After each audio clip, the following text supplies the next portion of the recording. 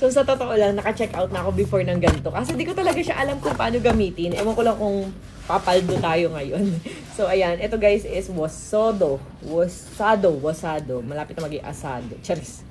So, ito guys ay magnetic na eyelash. So, tetestingin natin. Kasi nakakatamad talaga. Alam nyo guys, ang dami nagbibigay sa akin ng mga napakadami. Pinamigay ko na yung mga isa-isang nilalagay sa mata. Ganun. Yung maliliit. Tapos, may magnetic. May hindi na kailangan glueless. Less na hindi mo na kailangan ilagyan ng glue. Ganyan.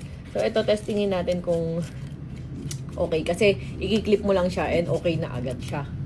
Pero meron siyang eyelash fixer. Ayan siya, may kasama. Tapos ito naman, sealed naman siya. Parang ayaw magpabukas. So, ayan, tulungan nyo ako mag-unboxing.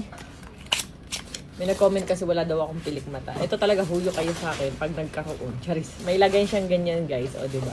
Ang syala! Ayan, dito to sa yellow basket maa-avail. Ang tanong kung paano nga siya gamitin. Paano? Ayan, up daw. Sige, tetestingin natin yung up daw ilalagay dito. Tingnan nyo, hindi ko talaga mag-gets minsan to. Ang hirap-hirap niya intindihin. Ayan, dito yung down. Tama baga? Parang mali na naman. Ano daw? Low gets ko talaga dito. Hindi ko talaga siya maintindihan. Kasi left and right. Hindi ko alam bakit ang dami niya. Soft magnetic eyelashes. Tapos itong isa ko, ano ba ito? Dalawa ba ito? Apo. Dalawa ba ito? Magkabilaan niya para dumikit. Para dumikit. Hindi. Dalawa nga siya, te. Dalawang magkadikit pala. Ito, tinan mo. Bano-bano talaga ako dito. Taas ilalagay niya. Dati meron ako nito, tapos hindi ko talaga siya mag-gets. Huyo kayo sa akin pag nagkapilik mata ako. Tingnan natin, te. Turuan mo ako, te. Hindi ko ito maintindihan eh. Oh, saan ito ididikit? Sa baba yan. Ayan. Pag ganyan? Ipapantay niyo yung pinaka. Ganyan? Ayan. Tapos kabila. Ayan. Paano ba ganyan? Ganyan. Okay. Ayan ha, wala tong ano, kasi talagang hindi ko talaga ito mag-get sa totoo lang dati, kaya hindi ko ginamit. So, ayan, ganyan. Ganyan na itsura. Ba't parang mali yung form? Pa-curve parehas, ganyan? Parang mali ano? Baliktarin yung up yung isa. Baliktarin ko parehas? Up. Ay, siya si Charmaine. Ang hirap-hirap. May ano pala, up, down na. Yan. Diba? Parang left and right lang yan. Charis. Ganyan, te. Ayan. Ayan. So, tetestingin na natin. Kung magkakaroon tayo ng pilik mata. Ganyan? Kasi baliktad. Parang mali. Ipapasok niyo dun sa loob. Ang alin, te? Etong pilik mata na nakaganan. Paano ba? Nakaganan sa loob. Yan. Ganyan? Kasi Di baliktad din itong isa. Opo, yan ganyan. Kaya siguro di ako magkaintindihan dati. Kasi nga, Kasi papasok sa mata niya. kaya nga, di ba? Yan, ganyan. O yan, tetestingin natin. Ito na, Charmaine. Tetestingin ka na.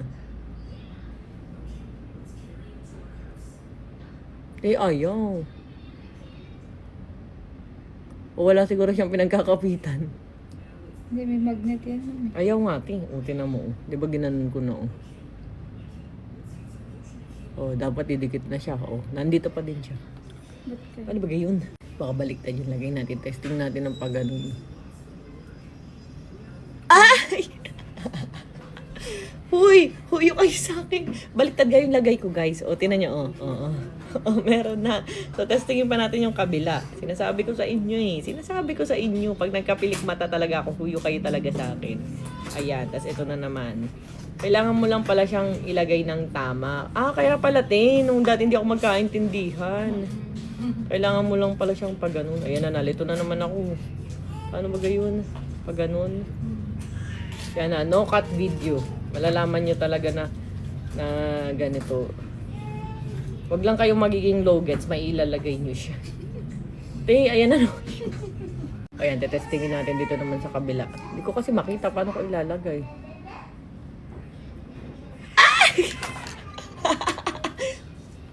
Huyo kayo sa akin. Tingnan nyo, oh. Pero, ang dali nga lang niya. Isang click lang. So, ayan guys, i-check out nyo na. Tapos may lagayan pa siyang ganito. Tapos may, ayan, go. May panggan na siya. Kaya medyo hindi ko lang ata naayos yung lagay. Pero ganyan lang siya. Oh, tinan nyo. Oh, hindi naman siya natatanggal. So, check out na.